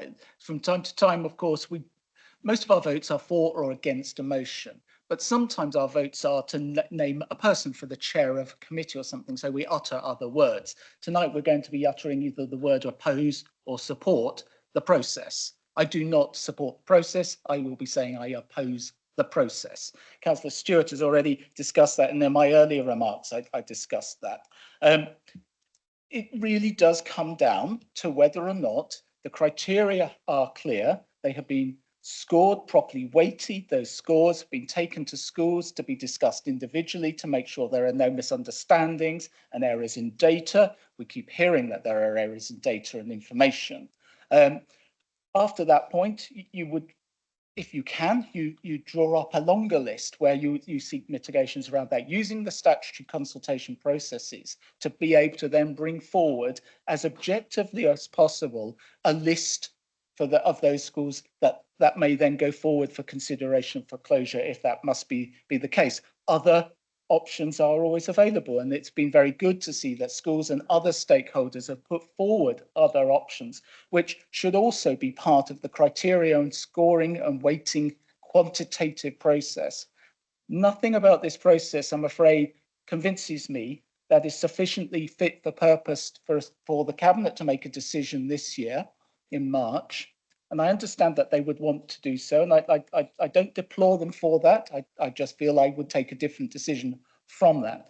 But also, if Cabinet moves ahead on this process, it then accepts that this process was fair enough, that when the next round comes, that is the process that's going to be followed, the methodology that's going to be followed. If we then find ourselves, given that we'll be in a committee system and full council will have a full say, adopting a different methodology, then those schools which were affected this time around would rightly ask why they were not given the opportunity to be treated fairly in that way. So I would echo Councillor Stewart's remarks. He has plugged away at this himself since virtually he came onto this council in late 2022. Ultimately, it comes down to whether the informed stakeholders that we repeatedly hear from the gallery and through our emails and other fora are satisfied that the process is fair, even if they dislike the outcome. Nothing suggests to me these people who are well informed about their schools and their communities and the children that attend those schools are confident in any way in the process. And therefore, we as their elected representatives should stop that process and begin again and do it right.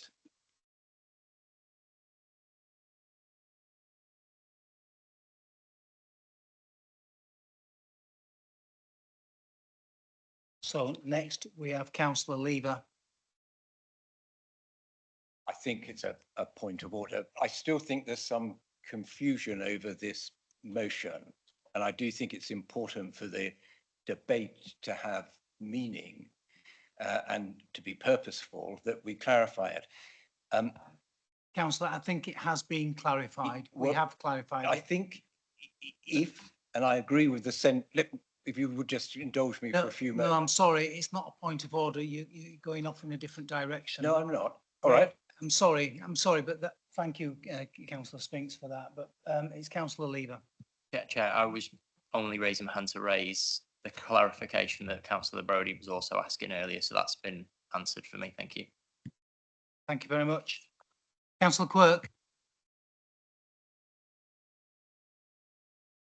Over 6 years ago, we started the process of rationalising the school places in the West White. It was clear at the time that there was a surplus of places, and predictions going forward, because you've got a pretty good idea for the next few years of the birth rate on the island, and they're actually there in preschool before you get to the school. I commend the fact that Councillor Bacon has actually picked this up again, but for 3 years, actually nothing happened. And it feels that it's all happened far too quickly and in a rush. And whilst we're assured by Councillor Bacon that the processes have been followed and are fair, there seem to be a lot of voices out in the community, including the Director of Education of the diocese, saying that the processes haven't been adequately followed, and there is a lack of transparency to be able to tell whether it's been followed or not. And that really concerns me, that there's just a pattern of lack of transparency around the whole process, and that doesn't seem right. Thank you very much, Councillor Quirk. Councillor Daw. Thank you, Chair. Despite what social media may suggest, absolutely no elected member in this room would wish to be presented with such an issue to deal with. I think we can all agree on that. There's been a lot of talk about process tonight, but let me bring in a personal view on where the focus seems to have ebbed away from. Children. As well as friends, I have a nephew whose children go to one of the schools proposed for closure in the process. So if it moves forward, this will affect people I know, people that I love, people I hold dear to my heart. On the other side of the coin, I have another nephew from the very same family that didn't have his dyspraxia picked up quickly enough within the island's education system. In short, the system failed him. To further illustrate the dire straits we're in, I'm going to play you a small piece of audio. I hope it works with the microphone. Recorded at one of my podcast sessions at Network Ride. Every single participant comes from a SENS background, primarily ADHD or autism. So this is Stephen, and the snippet starts with a response to the question, how does ADHD affect your education? You can't do that. Why? Sorry, you cannot do that. Okay, fair enough. I'll admit that and I'll carry on, Carl. That's a great shame. Do you know what? I'll put it on some social media, because Stephen's words focus the mind on how the system has failed him. I can't quote it. That is absolutely hideous. Why? Okay. It's not his real name. It doesn't matter. No one is under delusion that the process is not painful or challenging. It is, but the status quo hasn't changed and the evidence is clear. It will only get worse for island children, and it is they that we have a duty to consider. And yes, that does include my nephew's little ones. It's recognised that the consultation process is still ongoing, and this could lead to, of course, different outcomes. And at this stage, we just don't know. Councillor Ward has highlighted that we rely on professionals to arrive at the conclusions on which decisions are based, despite it often conflicting with our personal views. I've quizzed the director and his team on many occasions over this period, and there's always been a sensible, acceptable answer. There has been talk of faith this evening, and I am minded to put my faith in them supporting the current process, regardless of my incredibly painful personal and conflicting views. Chair, that audio isn't the person's real name, and it would really be a personal touch, and you'll hear it from the horse's mouth, a young lad that has been failed by the system. Thank you. Thank you. I'm sorry that we just couldn't allow that to proceed.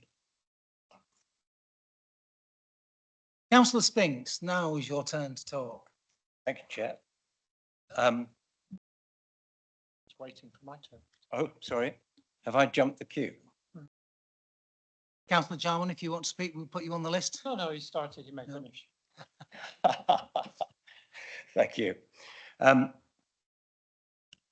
I would just like to say this, that I too am putting children first.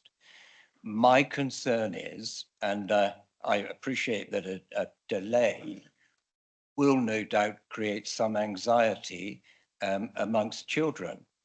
But in my view, it's essential that we don't lose good schools by reason of the process not having been properly carried out.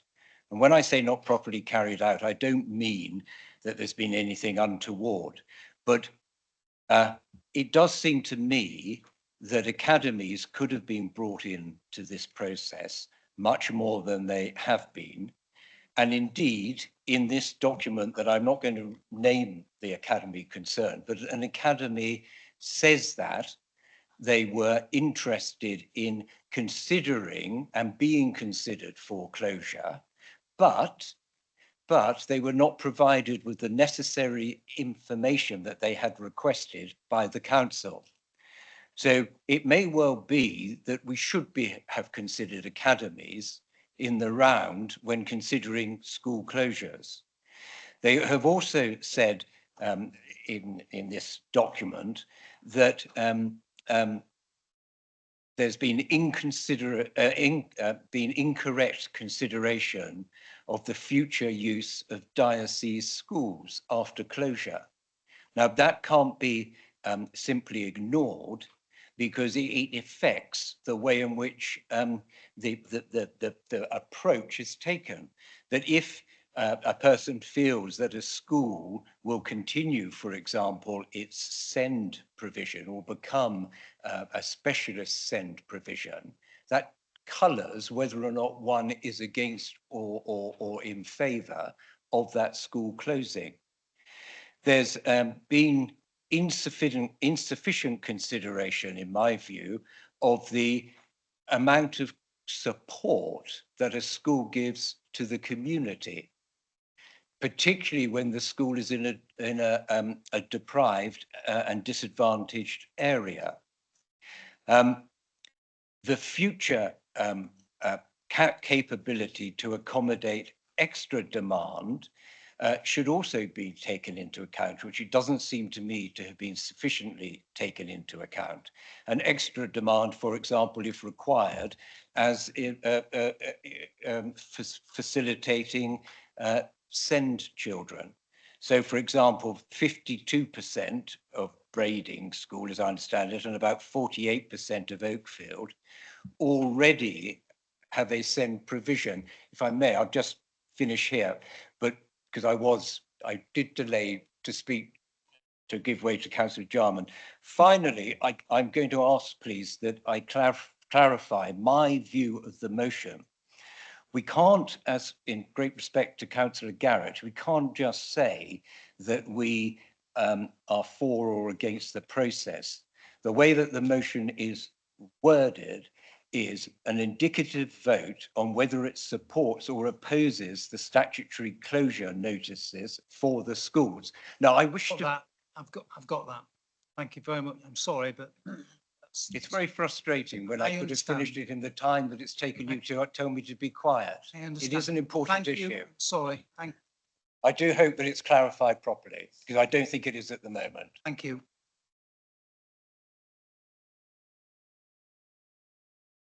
Councillor Jarman.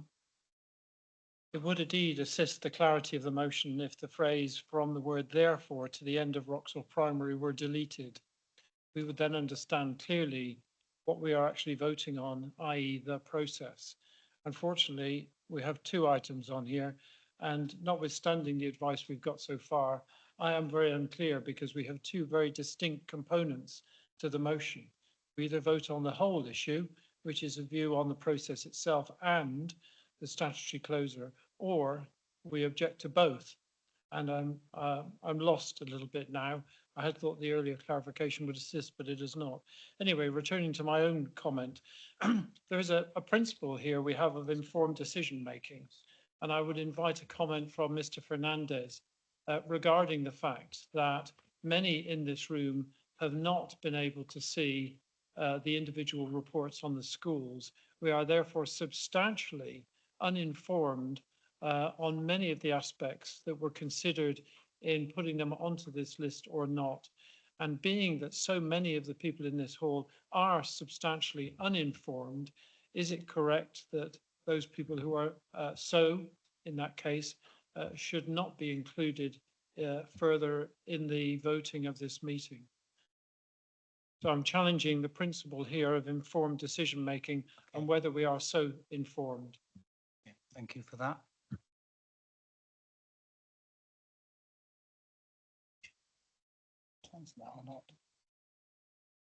We wouldn't normally ask questions of the officers, but I think that it can be clarified.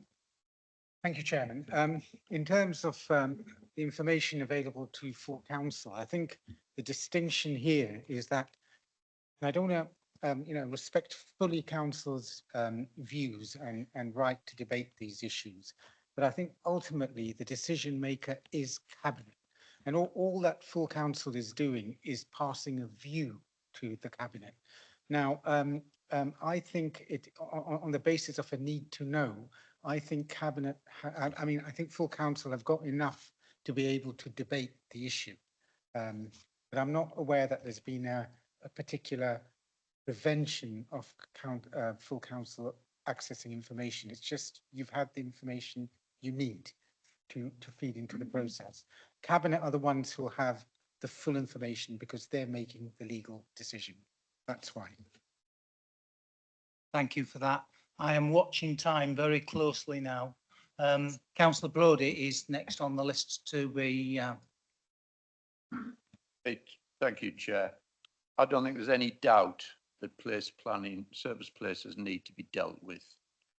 They should have been dealt with some time ago. We should have been in a process that started, Councillor Brading with the West White. That should have continued throughout this administration within, instead of the prevarication that occurred a couple of years ago. We have an excess of places that has an effect on every school. No school is full. From memory, there might be one or two, but none of these schools are full. Some of those pupil premiums could be redirected into schools that aren't full, that aren't on the list, where extra resources and staffing could be put in, particularly into areas of deprivation, such as the area that I represent.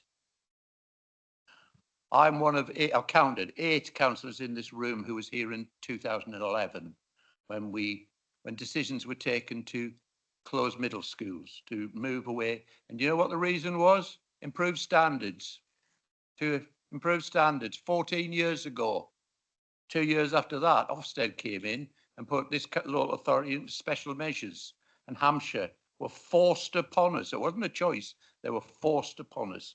And they've only just left a year ago, and Mr. Whittaker and his team started to come into this council. And we have this process now, and I have no problem with the whole issue. And let's face it, doesn't matter which schools are on the list, there'll be a campaign against it. Yeah, we all know that. You know, that's the real world. You know, I remember Councillor Lilly, the last time there was a list, St Mary's, exactly next door to Oakfield. He was in protest about that. Councillor Lilly is a populist. That's what he is. It's interesting. All the Lib Dems, they're entirely populist Democrats, not Liberal Democrats. They just play to the gallery. They don't know how to make hard decisions. Point And of they're order. easy for them to do as they do in Parliament. The bottom line is, the way this is amended, I mean, I should have picked it up earlier, but yeah, I'm hoping that the vote will be not yes or no, that it will be support or oppose. And I will be opposing it because you rejected my original motion, because I have an objection with at least one school on that list because of equity of treatment. Remember, right at the start, I said equity of treatment, and 27 of you ignored that because you don't care about that.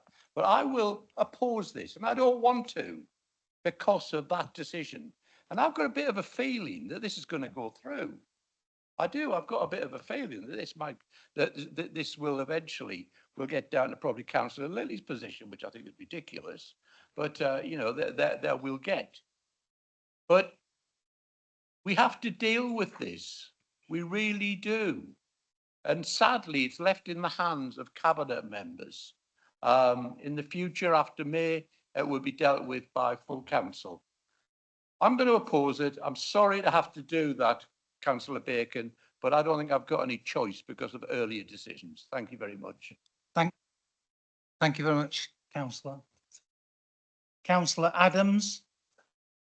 I'd just like to add that I do not believe we've been supplied with enough information to make such an important decision on what's in front of us. And it's important. It's very important. That's it. Thank you very much for that. Councillor Nicholson.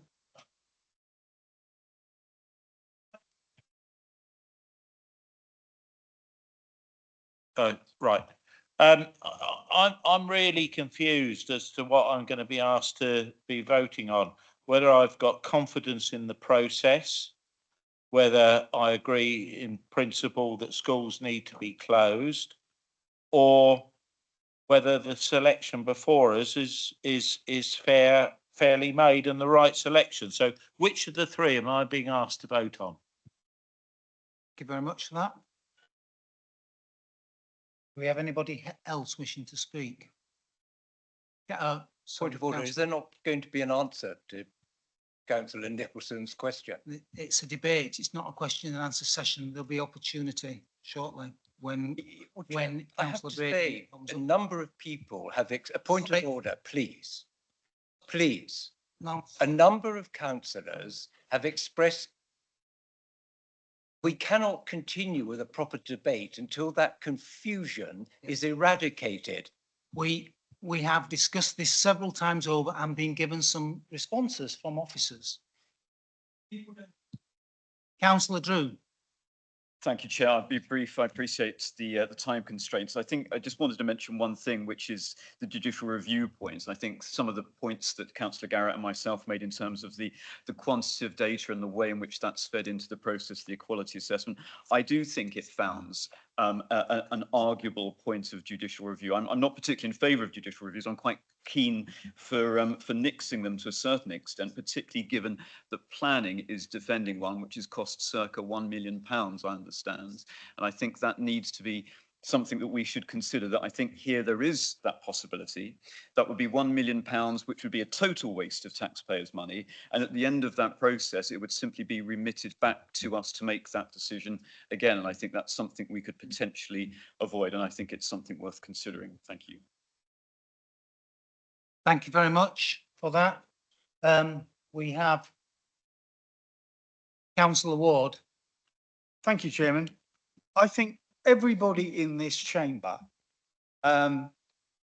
is concerned about the children, aren't they? Every single person. Well, they should be. Okay. And if we delay this process, we are adding confusion and stress to those children. We are putting other schools at risk because they don't know if they'll be included in this new assessment. And I think that is wrong. That is damaging the children, which is not what we're trying to do. Thank you, Chairman. Thank you very much. We don't have any more people requesting. So that means now that we go to Councillor Blake. Chair, can I make a suggestion? Because obviously, the motion does pose two questions for which there might be multiple answers. And there may be councillors out there that are minded to vote to support both of the proposals or oppose both the proposals. However, there might be some that choose to split the opposing between the two. Can I suggest that we do then take that as two votes, one for supporting or opposing that the process has been followed, or that you're supporting the process, and to then have a second vote on whether you agree that the five are that the content of the proposal is satisfactory. So I'm being given the advice that actually that could be done. We'll come to that. Would that create a new motion? If not, is that just a way of clarifying this current motion?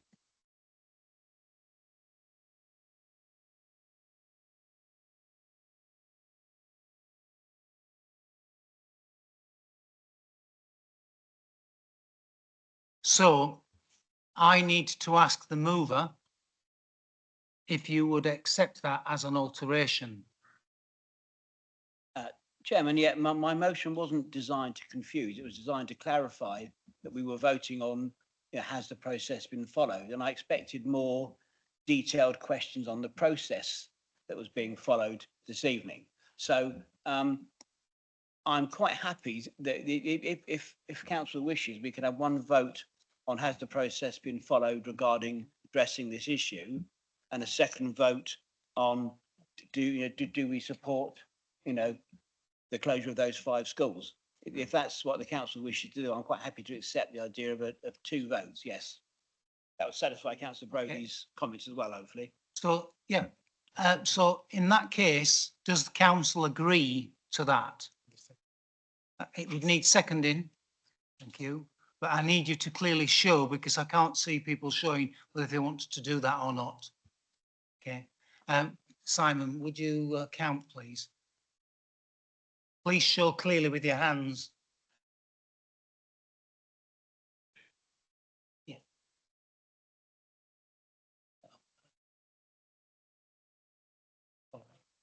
Again, Chairman. Yes, please. Come on, people, put your hands up clearly.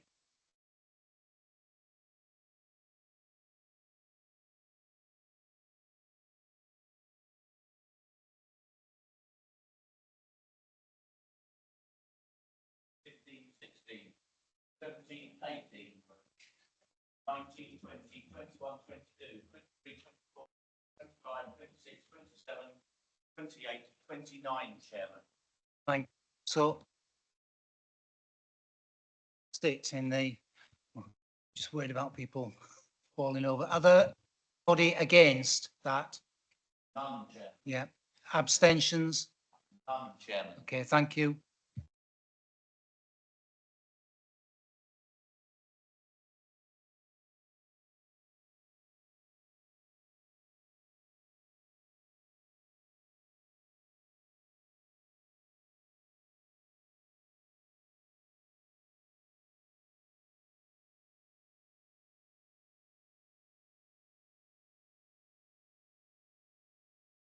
So I'm now going to Brodie to Reading turn. Thank you for your patience, everybody. We're just getting the form of words exactly right here. Councillor Lee already. Yeah. I'm sorry, Councillor Lee, you've spoken already. No, Request.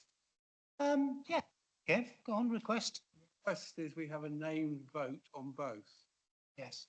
Thank you, Councillor Lee. Yes. Okay. I need people to show though that they want that. Yep, done. Thank you. Right.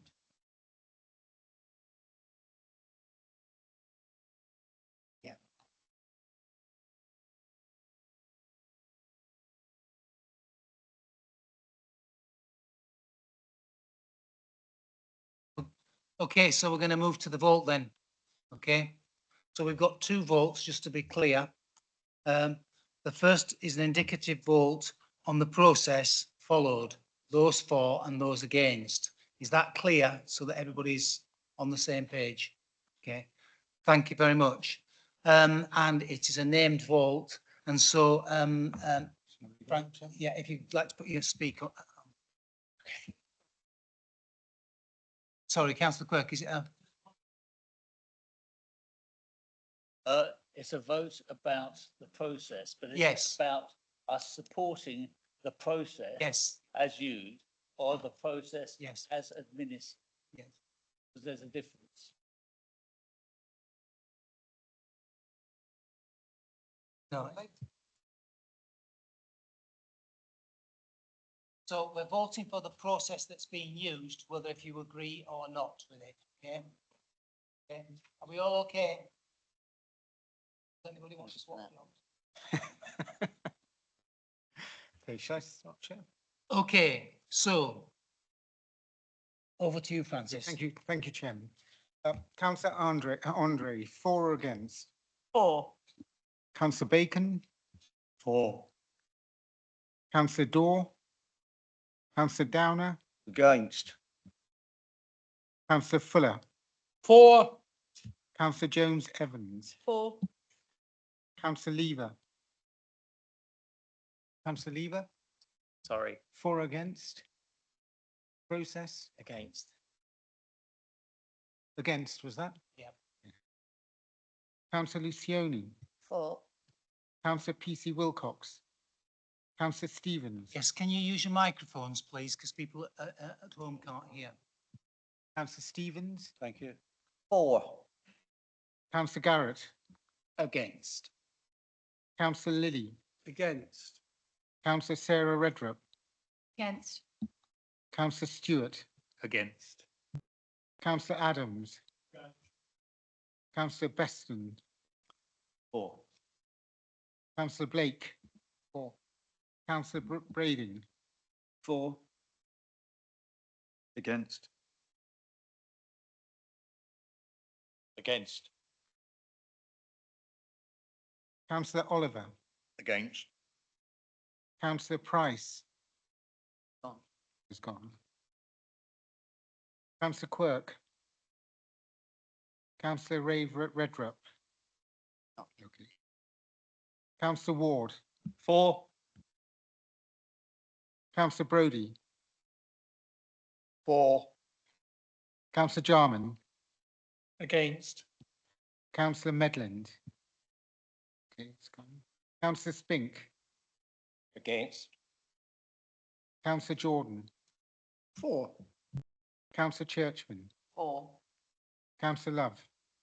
For. And that's it.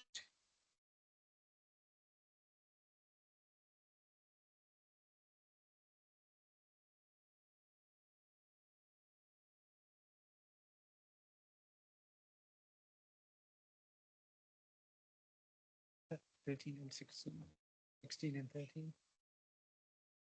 4, 13 against. So it's 16 for and 13 against in that particular vote.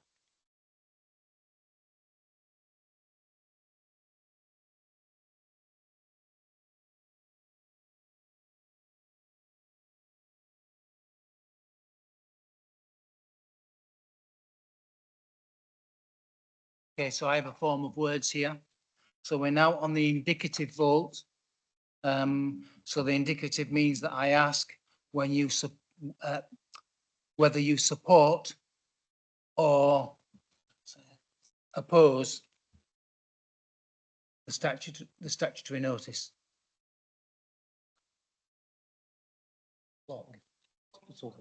Yeah, and so that's on block, remember, okay? So I'll ask you to call that out. Thank you. Are members clear what we're voting on? Yes, great, brilliant. Okay, Councillor Andre? For or against? For. Councillor Bacon? For. Councillor Daw, For. Councillor Downer, Against. Councillor Fuller, For. Councillor Jones Evans, For. Against. Councillor Lucioni, For. Councillor PC Wilcox, Councillor Stevens, For. Councillor Garrett, Against and opposed. Councillor Lilly, Councillor Sarah Redrup, Against. Councillor Stewart, Against. Councillor Adams, Councillor Beston, Abstain. Councillor Blake, Abstain. Councillor Brading, Abstain. Councillor Drew, Against. Councillor Nicholson, Abstain.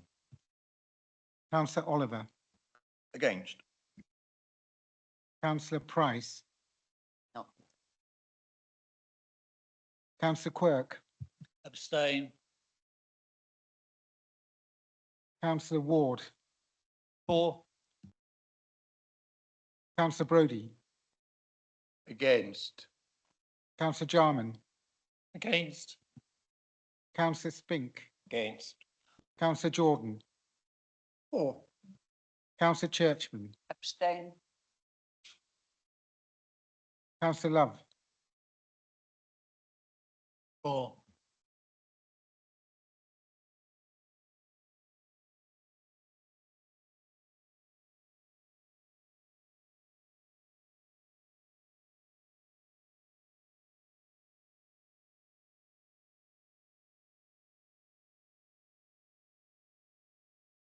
Oh, 11-6. Yeah.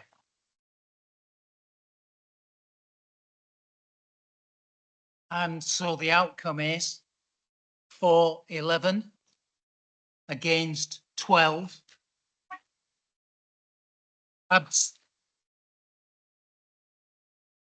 Abstentions 6. I think what this demonstrates is just how emotive this really is, that people are split by this particular vote and the issue that's here. It's a real reflection of the views that we've heard here tonight. And so that is the outcome of that particular motion.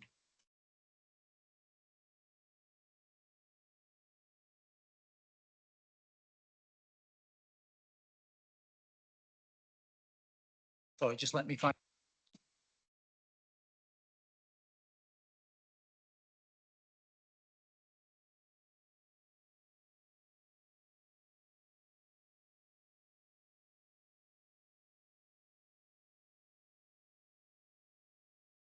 Yeah.